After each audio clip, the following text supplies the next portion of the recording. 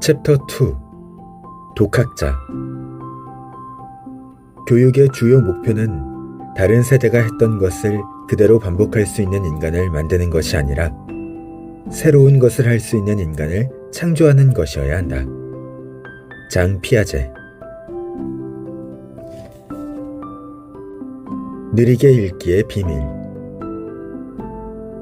1950년대부터 일본의 나다 학교 교사인 하시모토는 은수저라는 책 한 권만을 가지고 학생들을 교육했다.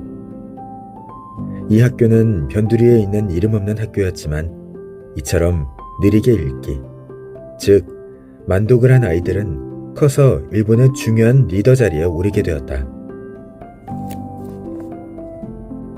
2014년 EBS에서 방영된 슬로우 리딩, 생각을 키우는 힘은 전문가와 함께 하시모토의 만독을 우리나라에 적용해 본 것이다. 초등학교 5학년 학생들이 6개월 동안 교사의 지도 아래 박완서의 그 많던 싱아는 누가 다 먹었을까를 공부했다. 모르는 단어가 나오면 사전으로 찾아보고 그 단어를 실제로 사용하여 작문을 하였다. 또한 책에 나오는 다양한 생물들을 실제 체험했고 책에 대한 자신의 감정을 글로 쓰고 발표도 하고 토론도 하며 그림으로 표현했다. 6개월 후 아이들은 정말 재미있었으며 독서가 즐겁다는 것을 알았다고 말했다. 그런데 아이들의 변화 못지않게 흥미로웠던 점은 아이들이 양적으로는 독서를 매우 많이 하고 있다는 점이었다. 방송에 나온 아이들은 연평균 50권 이상의 책을 읽고 있었다. 그런데 국민 독서 실태 조사의 결과를 봤더니 2013년에 초등학생의 독서량은 연 73.7권이었다. 나는 저런 독서량을 이어가는 아이들의 마음은 어떨까 궁금했다. 혹시 부모의 욕심 때문이거나 과제로 독서 일기를 내야 되기 때문에 자신의 의사와는 상관없이 강제적으로 독서를 하고 있는 것은 아닐까? OECD 국가 중 어린이의 행복지수가 6년 연속 꼴찌를 기록하는 데에는 강요된 독서도 한 몫을 하고 있지 않을까? 그런 의미에서 EBS에서 실시한 슬로우 리딩 프로젝트는 매우 적절했다. 아이들에게 독서의 즐거움을 알려주는 것, 그 이상 중요한 것이 어디 있겠는가? 하지만 만독은 아이들에게 독서의 즐거움만을 주는 것으로 끝나지 않고 더 큰 선물을 준다. 테일러 선생의 교수법. 데이비드 브룩스의 소셜 애니멀에는 교사 테일러가 주인공 해럴드를 어떻게 교육하는지가 나온다. 테일러는 어느 날 해럴드에게 이 책이 널 위대한 사람으로 이끌어줄 거야 라는 말과 함께 이디스 해밀턴의 그리스인의 생각과 힘이라는 책을 준다. 그리고 해럴드가 그 책에 흥미를 가지자 적극적으로 교육을 시작했다. 1단계. 먼저 해럴드에게 그리스인의 생각과 힘을 계속 반복해서 읽어보라고 했다. 2단계. 책을 읽으면서 더 알고 싶은 내용이 있으면 어떤 책을 읽어야 하는지 알려주지 않고 추가로 책 5권 정도를 찾아보라고 했다. 해럴드가 스스로 탐색을 할 수 있게 한 것이다. 해럴드는 어설프게나마 책을 검색하고 리뷰를 읽고 신문기사를 조사하고 직접 서점을 돌아다니면서 스스로의 힘으로 책 5권의 목록을 정했다.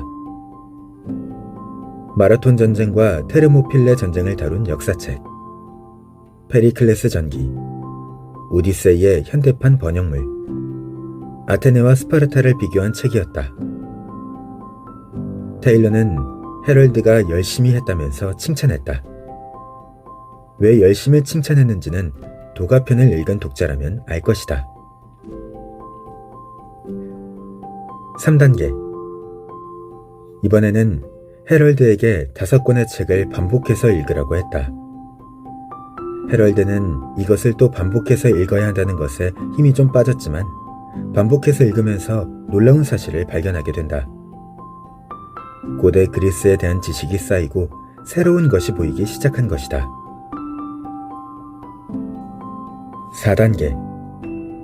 해럴드에게 고대 그리스에 대한 지식이 어느 정도 쌓이자 테일러는 반복해서 읽으면서 자기의 고등학교 생활과 그리스인의 삶에 대한 생각을 적는 일기를 써보라고 했다.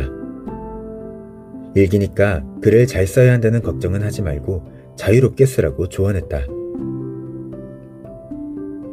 5단계. 해럴드는 일기를 쓰며 자신의 삶을 고대 그리스의 삶과 연결하기 시작했으며 자기가 읽은 책에서 문장을 멋들어지게 인용하기도 했다. 6단계.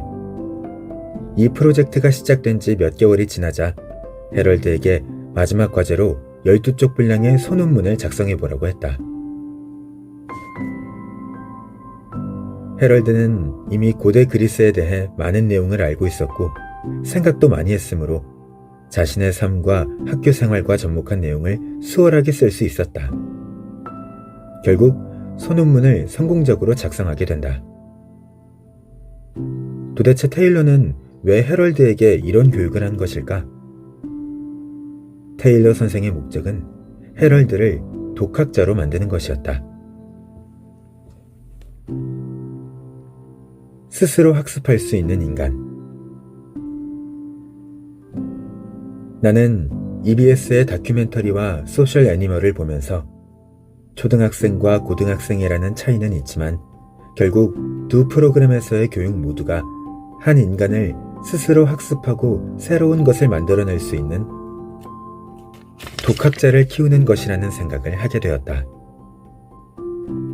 두 과정을 보면 모두 지식을 자기화하는 과정, 주제를 탐색하는 방법, 관련 주제에 대한 자신의 생각을 말과 글로 표현하기, 책 내용을 적용하기 등을 학생들이 습득하게 된다. 물론 우리는 고등학교 전까지 이런 교육을 받아본 적이 별로 없다. 아마 다른 나라도 크게 다르지 않을 것이다.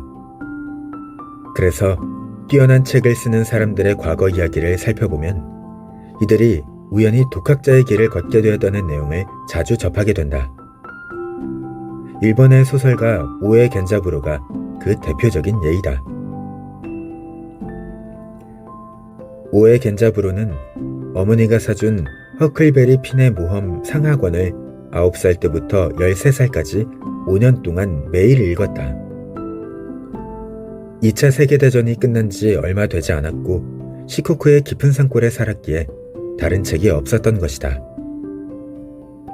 이 책은 겐자부로를 완전히 사로잡게 되고 그는 자신도 모르게 만독의 의미를 깨우치게 된다. 오에 겐자부로는 16살에 프랑스 르네상스 단장이라는 책을 통해 허클베리 핀의 모험에서 느꼈던 감동을 다시 느끼고 저자인 와타나베 가즈오라는 학자에게 배워야겠다고 마음먹고 대학에 진학한다. 와타나베 선생은 겐자부로에게 무엇을 가르쳤을까? 겐자부로는 이렇게 말했다. 와타나베 선생은 앞으로 이렇게 독학을 하라고 책 읽는 방법을 가르쳐 주셨는데 그것은 3년마다 읽고 싶은 대상을 새로 골라서 그 작가, 시인, 사상가를 집중해서 읽는 방식이었어요. 그렇게 하면 자기가 읽어온 것들로부터 영향을 받을 수밖에 없어요. 아울러 자신의 새로운 언어 감각을 발견하게 됩니다. 와타나베 선생은 그에게 독학자가 되기 위한 만독을 알려준 것이다. 이미 만독의 경험이 있던 그는 스승이 무엇을 말하는지 정확하게 알고 있었다. 소설을 하나 선택하면 원서와 번역서를 꼼꼼히 비교하며 읽었고 그 책으로부터 뻗어나가는 모든 것들을 3년 동안 섭렵했다. 그렇게 만독을 마무리하면서 소설 한 권을 쓴 그는 1994년 노벨문학상을 수상한다.